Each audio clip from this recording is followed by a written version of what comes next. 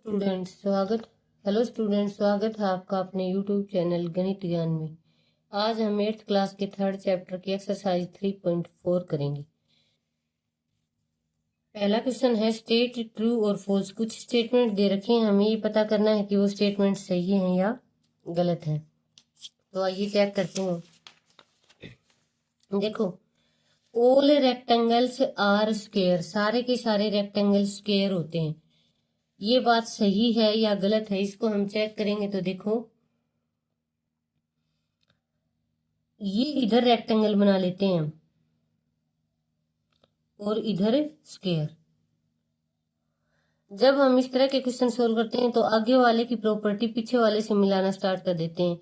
देखो, स्क्वायर की प्रॉपर्टी होती है कि ऑल साइड्स आर इक्वल, सारी की सारी साइड्स क्या होती हैं? इक्वल होती हैं। और ऑल एंगल्स आर 90 डिग्री, सारे के सारे एंगल 90 डिग्री के होते हैं। अब ये देखो, इसकी पहली कंडीशन ही है रेक्टेंगल की सारी साइड्स इक्वल नहीं होती हैं। इसमें हमें एक्सप्लेन नहीं करना है, सिर्फ ट्रू और फॉल्स बताना है। तो पहली कंडीशन थी सारी साइड्स इक्वल होती हैं, पहली ही कंडीशन फेल हो गई कि सारी की सारी साइड्स इक्वल नहीं होती हैं, अपोजिट साइड से इक्वल होती हैं। तो पहला ही क्वेश्चन हो जाएगा no, it is not true, false है ये। इसके सामने फॉल्स लिख दो या ट्रू लिख दो, फॉल्स। दूसरा है, ये देखो यहाँ पे गलती से ई लिखा गया, पहले ये बी देखते हैं हम। बी वाला है ऑल रोम्बस आर पैरेललोग्राम, सारे के सारे रोम्बस क्या होते हैं? पैरेललोग्राम होते हैं। अब देखो, ये है रोम्बस और ये है पैरेललोग्राम। अब मैंने कहा था कि कंडीशन के हिसाब से पहले हम इधर से इधर चलना स्टार्ट करते हैं, इसकी प्रॉपर्टी देखते हैं। तो इसकी प्रॉपर्टी में क्या होता है? Opposite sides are parallel, opposite sides क्या होती हैं? पैरेलल। ऑल एंगल्स आर, ये diagonal bisect each other, diagonal एक दूसरे के। तो इसमें भी अपोजिट साइड से, रोम्बस में सारी की सारी साइड्स इक्वल होती हैं, तो अपोजिट साइड तो इक्वल हो जाएंगी। Each angles are bisect each other, each diagonals are bisect each other, सारे के सारे डायगोनल एक दूसरे को इक्वल डिस्टेंस पे बाइसेक्ट करेंगे। तो ये हो जाएगा यस। एक बार फिर देख लो, एक पैरेललोग्राम में अपोजिट साइड्स आर पैरेलल, ये इक्वल होती हैं, पैरेलल भी होती हैं और इक्वल भी होती हैं। और ये diagonal bisect each other, diagonal एक दूसरे को क्या करेंगे? बाइसेक्ट करेंगे। ये प्रॉपर्टी रोमस में भी होती है, तो ये क्या हो जाएगा? यस। अब थर्ड देखो, ऑल सी, ये है all square are rhombus and also rectangle. All squares, ये है स्क्वायर, स्क्वायर के पास लगभग सभी की प्रॉपर्टी होती है। तो देखते हैं, रोमस के पास सारी की सारी साइड इक्वल होती है, स्क्वायर के पास भी सारी की सारी साइड इक्वल होती है। रेक्टेंगल स्क्वायर नहीं हो सकता, फर्स्ट क्वेश्चन में हमने इसको नो बोला था, लेकिन स्क्वायर रेक्टेंगल बन सकता है। रेक्टेंगल में अपोजिट साइड्स इक्वल होती हैं, तो इसमें भी अपोजिट साइड्स इक्वल होती हैं। इसमें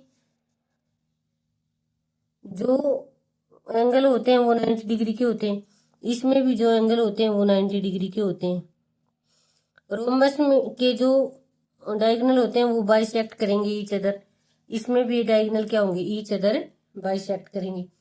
तो क्या हो जाएगा? थर्ड वाला यस हो जाएगा। थर्ड वाला क्या हो जाएगा? यस हो जाएगा। स्क्वायर जो होता है वो लगभग सभी की प्रॉपर्टी लेकर चलता है।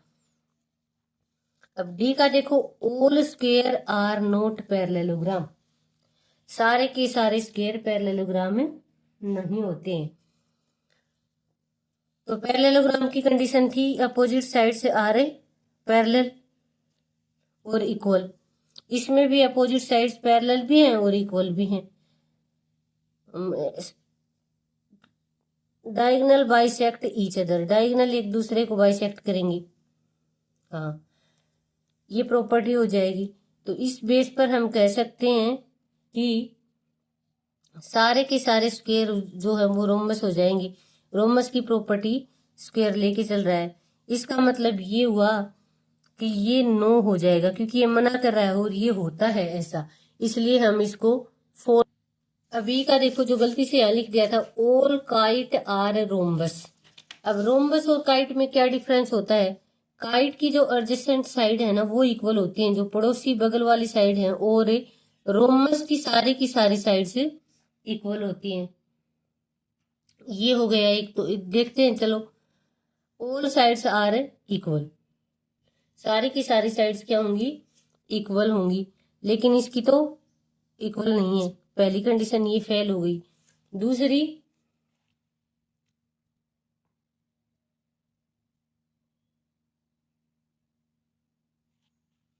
काइट में जो एक डायगोनल होता है ना वो ही बाइसेक्ट करेगा ईच अदर, क्योंकि इसमें ये छोटी होती हैं और ये बड़ी होती हैं। रोम्बस में दोनों डायगोनल जो होते हैं वो बाइसेक्ट करेंगे ईच अदर, दोनों के दोनों डायगोनल क्या हो जाएंगे? Each other bisect. तो ये भी क्या हो जाएगा? नो।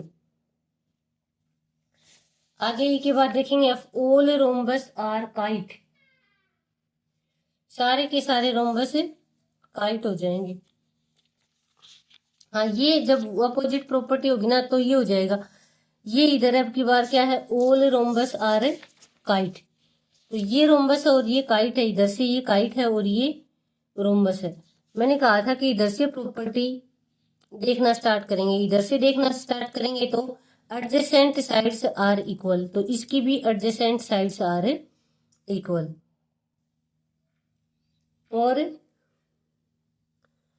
और दूसरा हो जाएगा, डायगोनल, काइट के डायगोनल जो होते हैं वो एक दूसरे पर परपेंडिकुलर होते हैं और ये भी एक दूसरे पर परपेंडिकुलर होते हैं। तो ये हो जाएगा यस। एफ का भी क्या हो जाएगा? यस। अब जी का देखो, ऑल पैरेललोग्राम आर ट्रिपीजियम, सारे के सारे पैरेललोग्राम ट्रिपीजियम होते हैं। अब देखो, ये है पैरेललोग्राम और ये है ट्रिपीजियम। तो पैरेललोग्राम में क्या होता है? ये अपोजिट साइड्स आर पैरेलल होती हैं, पैरेलल ये ट्रिपीजियम में, और इधर भी इसकी साइड्स भी क्या होती हैं? पैरेलल होती हैं। और एडजेसेंट एंगल का ट्रिपीजियम में जो सम होता है वो 180 डिग्री का होता है, और पैरेललोग्राम में भी एडजेसेंट एंगल जो होता है वो, उनका जो सम होता है वो 180 डिग्री हो जाता है। तो ये भी क्या हो जाएगी? Yes. All square is trapezium, square के पास लगभग सभी की प्रॉपर्टी होती है। स्क्वायर के पास है, ये दोनों साइड एक दूसरे के पैरेलल होंगी, तो ये दोनों साइड भी एक दूसरे के पैरेलल होंगे स्क्वायर के। अभी पढ़ा था हमने कि एडजेसेंट एंगल होते हैं उनका सम 180 डिग्री होता है, स्क्वायर में भी एडजेसेंट एंगल जो होते हैं उनका सम 180 डिग्री होता है। तो ये भी क्या हो जाएगा? यस। ये था क्वेश्चन फर्स्ट, जिसमें हमें यस और नो का ही बताना था। उस सब के लिए, ये बताने के लिए, यस और नो बताने के लिए हमें इन सारे फिगर की प्रॉपर्टी का पता होना चाहिए। अलग से प्रॉपर्टी की वीडियो इस वीडियो से पहले डाल रखी है मैंने, एक बार वो देख लेना। अब देखते हैं क्वेश्चन नंबर सेकंड देखते हैं। Identify all the quadrilateral that have 4 sides of equal length, 4 right angle. ऐसे 2 डायगोनल बताने हैं जिनकी 4 साइड्स इक्वल हों। कौन कौन सी 4 साइड्स इक्वल हों? क्वेश्चन नंबर 2 का फर्स्ट पार्ट है, देखो, 4 sides are equal, are equal. तो 4 साइड्स इक्वल आते ही सबसे पहले हमारे दिमाग में नाम आता है स्क्वायर का। स्क्वायर की 4 साइड्स इक्वल होती हैं। दूसरा नाम आता है रोम्बस का। रोम्बस की भी क्या होती हैं? 4 साइड इक्वल होती हैं। क्या होती हैं? 4 साइड्स इक्वल होती हैं। ये हो जाएगा बस आंसर फर्स्ट। अब इसी का सेकंड पार्ट है 4 राइट एंगल। राइट एंगल के 2 का नाम बता है आइडेंटिफाई। 4 जिसके पास 4 राइट एंगल होते हैं, राइट एंगल्स। तो एक तो है स्क्वायर, राइट एंगल होते हैं 4 इसके पास, 90 डिग्री के, 4 4। तो एक तो हो जाएगा स्क्वायर, और दूसरा होता है रेक्टेंगल, जिसके पास 90 डिग्री के भले ही साइड्स अपोजिट साइड से इक्वल होती हैं, सारी की सारी नहीं होती हैं, लेकिन जो एंगल होते हैं वो क्या होते हैं, 90 डिग्री के होते हैं। तो दूसरा क्या हो जाएगा, रेक्टेंगल। ये हो गया हमारे पास क्वेश्चन नंबर 2। अब क्वेश्चन नंबर 3 देखना है। Explain how a square is. एक बताना है कि कोई चीज है वो स्क्वायर कैसे है। तो ए का फर्स्ट पार्ट है ए क्वाड्रिलेटरल, ए क्वाड्रिलेटरल।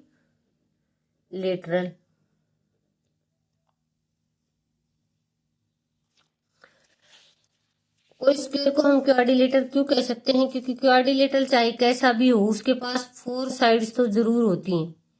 चाहे कैसा भी क्वाड्रिलेटरल हो 4 साइड्स तो जरूर होती हैं।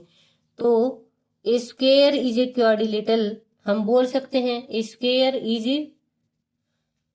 यहां हम जब आंसर में लिखेंगे a square has 4 side. A square has 4 sides, so it is quadrilateral. It is a quadrilateral. Square को हम क्वाड्रिलेटरल कब बोल सकते हैं, जब उसके पास उस क्वाड्रिलेटरल की प्रॉपर्टी हो। तो पहली प्रॉपर्टी क्वाड्रिलेटरल की यही होती है कि उसके पास 4 की 4 साइड होनी चाहिए। दूसरा बी पार्ट है इसी का, ए पैरेललोग्राम। एक स्क्वायर को हम क्या बोल सकते हैं, ए पैरेललोग्राम। देखते हैं बोल सकते हैं कि नहीं। स्क्वायर के पास लगभग सभी की प्रॉपर्टी होती है। तो पैरेललोग्राम का क्या होता है, opposite sides parallel. Opposite sides क्या होती हैं, तो स्क्वायर की भी अपोजिट साइड्स क्या होती हैं, पैरेलल होती हैं। तो square has its opposite sides are parallel. Opposite sides are parallel.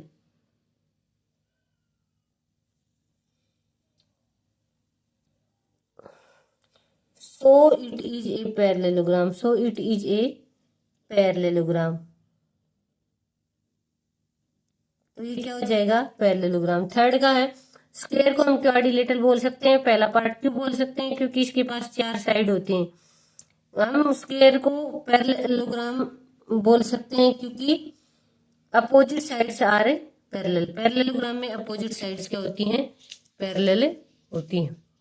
अब सी का है ए रोम्बस। थर्ड पार्ट है कि हम स्क्वायर को क्या बोल सकते हैं, एक रोम्बस। इस स्क्वायर को हम क्या बोल सकते हैं, एक रोम्बस। देखते हैं बोल सकते हैं कि नहीं। ये है स्क्वायर और ये है रोम्बस। तो square has 4 sides are equal, क्योंकि रोम्बस के पास और उसके पास दोनों के पास साइड्स इक्वल होती हैं। तो चलो लिखें, square has 4 sides are equal. 4 sides are equal, so it is rhombus. So it is rhombus. एक स्क्वायर के पास सारी की सारी साइड इक्वल होती हैं, रोम्बस के पास भी सारी साइड इक्वल होती हैं, तो हम इसको क्या बोल सकते हैं, स्क्वायर को अब देखते हैं हम थर्ड पार्ट का। 4 हिस्सा ए रेक्टेंगल। स्क्वायर को आप रेक्टेंगल भी बोल सकते हो क्या, हाँ स्क्वायर रेक्टेंगल बोल सकते हो। Has each angle A right angle. Square has each angle A right angle. Each angle A right angle बोल सकते हैं। ये है स्क्वायर जिसके सारे के सारे क्या है, 90 डिग्री के। और रेक्टेंगल के भी सारे के सारे एंगल क्या होते हैं, 90 डिग्री के होते हैं। तो हम इसको क्या बोल सकते हैं, square has each angle A right angle, so it is a rectangle. यहाँ तक सभी को समझ में आएगा। एक स्क्वायर को रेक्टेंगल भी बोल सकते हैं। क्यों बोल सकते हैं, क्योंकि इसके पास सारे के सारे एंगल 90 डिग्री के होते हैं। एक स्क्वायर को हम रोम्बस भी बोल सकते हैं क्योंकि इसके पास सारी की सारी साइड्स इक्वल होती हैं। एक स्क्वायर को हम पैरेललोग्राम भी बोल सकते हैं क्योंकि इसकी अपोजिट साइड्स पैरेलल होती हैं। एक स्क्वायर को हम क्वाड्रिलेटरल भी बोल सकते हैं क्योंकि इसके पास 4 साइड्स होती हैं। स्क्वायर लगभग सब की प्रॉपर्टी रखता है अपने अंदर। ये थे क्वेश्चन 3। अब हम देखते हैं क्वेश्चन नंबर 4। चलो अब देखते हैं हम क्वेश्चन नंबर 4। क्वेश्चन नंबर 4 करेंगे तो देखो, name the quadrilateral whose diagonal. ऐसे क्वाड्रिलेटरल का नाम बताना है जिसके डायगोनल, अब की बार डायगोनल के बारे में बात हो रही है। 4th का फर्स्ट पार्ट है diagonal are bisect each other. Diagonals are bisect each other.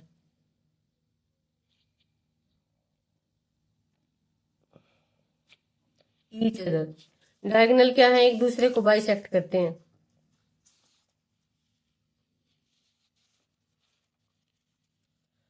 तो ऐसे डायगोनल जो एक दूसरे को बाइसेक्ट ईच अदर करते हैं उसमें कौन कौन से होते हैं? एक होता है पैरेललोग्राम, जिसके डायगोनल जो होते हैं वो एक दूसरे को बाइसेक्ट ईच अदर करते हैं। ये हमने प्रॉपर्टी में पढ़ा था कि इसकी दोनों अपोजिट साइड, कोई 2 साइड्स होती हैं वो पैरेलल होती हैं और डायगोनल जो होते हैं वो एक दूसरे को बाइसेक्ट ईच अदर करते हैं। ये प्रॉपर्टी है। तो एक तो है यहाँ पे पैरेललोग्राम,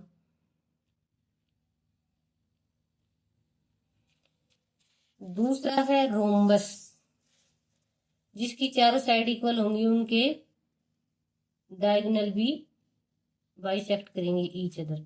तो दूसरा क्या है? रोम्बस। और तीसरा है स्क्वायर।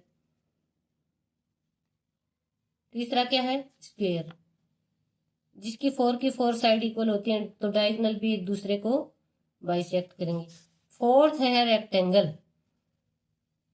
4th क्या है? रेक्टेंगल, जिनके डायगोनल एक दूसरे को बाइसेक्ट करते हैं। बाइसेक्ट करने का मतलब इक्वल इक्वल डिस्टेंस में, जहां मिड पॉइंट पे मिलते हैं दोनों तरफ इक्वल डिस्टेंस होती हैं। ये था 4th क्वेश्चन का फर्स्ट पार्ट। अब 4th क्वेश्चन का सेकंड पार्ट है diagonals are perpendicular. Diagonals are perpendicular bisector each other of each other. ऐसे डायगोनल जो एक दूसरे को बाइसेक्ट तो करते हैं, लेकिन जब वो बाइसेक्ट करते हैं, जब वो मिलते हैं तो 90 डिग्री का एंगल बनाते हैं। तो देखो यहाँ ये रोम्बस और ये स्क्वायर जो है, ये दोनों के दोनों इनके डायगोनल क्या है? 90 डिग्री का एंगल बनाते हैं। बाइसेक्ट ईच अदर मतलब परपेंडिकुलर हो, एक दूसरे के ऊपर परपेंडिकुलर होते हैं। तो हम जब नाम लिखेंगे इसमें सेकंड में, तो आंसर लिखेंगे तो किस किस का नाम लिख देंगे? रोम्बस का, रोम्बस और स्क्वायर का। ये दोनों के दोनों ऊपर देखो, इनके डायगोनल क्या होते हैं? एक दूसरे को बाइसेक्ट तो करते हैं लेकिन परपेंडिकुलर बाइसेक्ट करते हैं, एंगल भी 90 डिग्री का बनाते हैं। अब 4th में थर्ड पार्ट है आर इक्वल। 4th में थर्ड पार्ट क्या है? Diagonals are equal. Diagonals are equal. अब डायगोनल इक्वल देखो, ऊपर वाला चारों फिगर आपको दिख रहे हैं। डायगोनल इक्वल आप में किस किस के हो सकते हैं? सारी साइड्स इक्वल हैं तो डायगोनल क्या होंगे? इक्वल हो जाएंगे।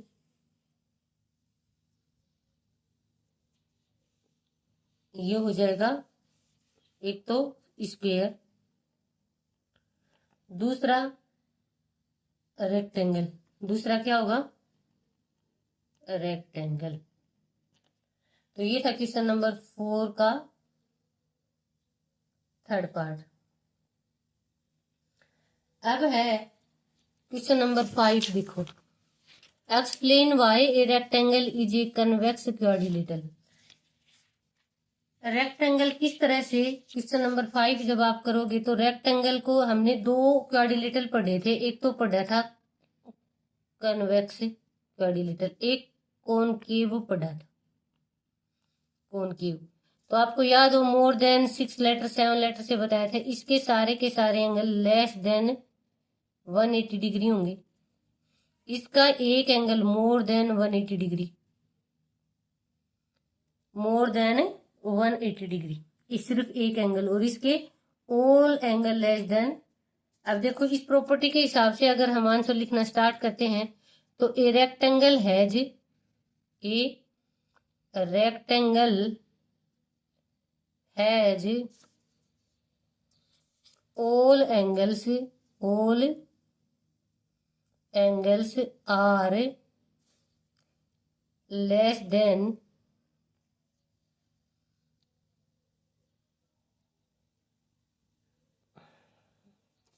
क्या है, explain why rectangle is a convex quadrilateral. अच्छा, all angles are less than 180 degree, एक तो ये हो गया।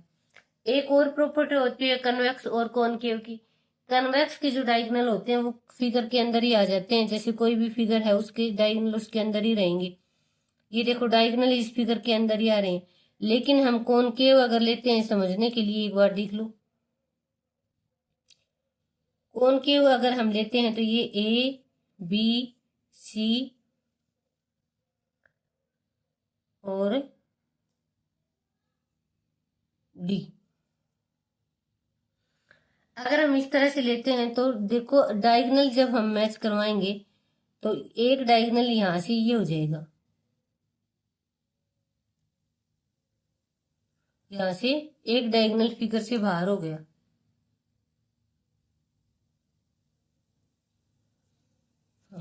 तो ये क्या हो जाएगा, कॉनकेव हो जाएगा।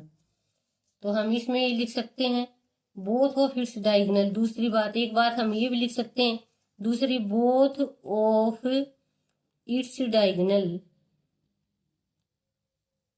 Both of its diagonals lie in its interior, दोनों के दोनों डायगोनल इसके अंदर ही लाई करते हैं। अब क्वेश्चन नंबर 6 देख लो।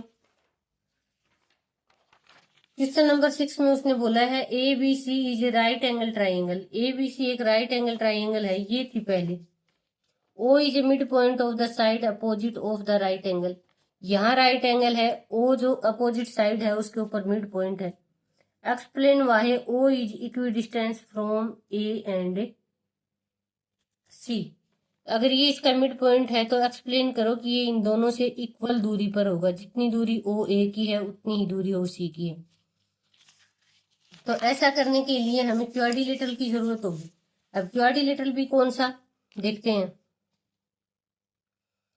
यहां देखो इसमें ये वाली लाइन हम अपने लिए ड्रॉ कर लेंगे, ऐसे इस लाइन को ड्रॉ कर लिया, ऐसे इस लाइन को ड्रॉ कर लिया। अब ये लाइन यहाँ ड्रॉ होने के बाद ये एक क्वाड्रिलेटरल हो जाता है। क्या हो जाता है, एक क्वाड्रिलेटरल। और क्वाड्रिलेटरल भी कौन सा, parallelogram. Opposite sides are parallel, हो गई क्या। हाँ, तो हम जब इसको निकालना शुरू करेंगे ना इसका आंसर, तो पहली कंडीशन हम लिखेंगे ए डी पैरेलल है बी सी के, और ए बी पैरेलल है डी सी के।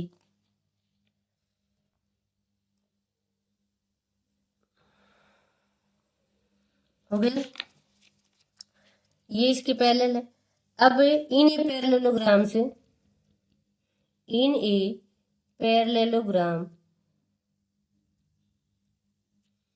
diagonal are bisect each other, diagonals are bisect each other, bisect each other। तो क्या है, O A O B is equal to O D, ये equation 1 है। और O A is equal to O C, ये equation 2 है। अब देखो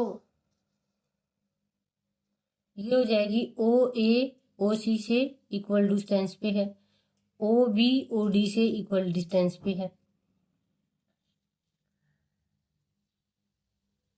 लेकिन ए बी सी डी क्या है, एक पैरेललोग्राम है। पैरेललोग्राम है तो क्या हो जाएगा, in a parallelogram, in a parallelogram the ABCD, the midpoint of diagonal, the midpoint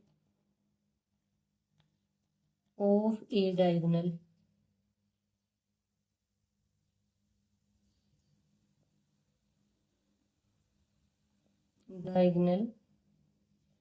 AC is O, ये हमें प्रूव करना था। तो ये थी एक्सरसाइज 3.4 जो हमने कंप्लीट कर ली है।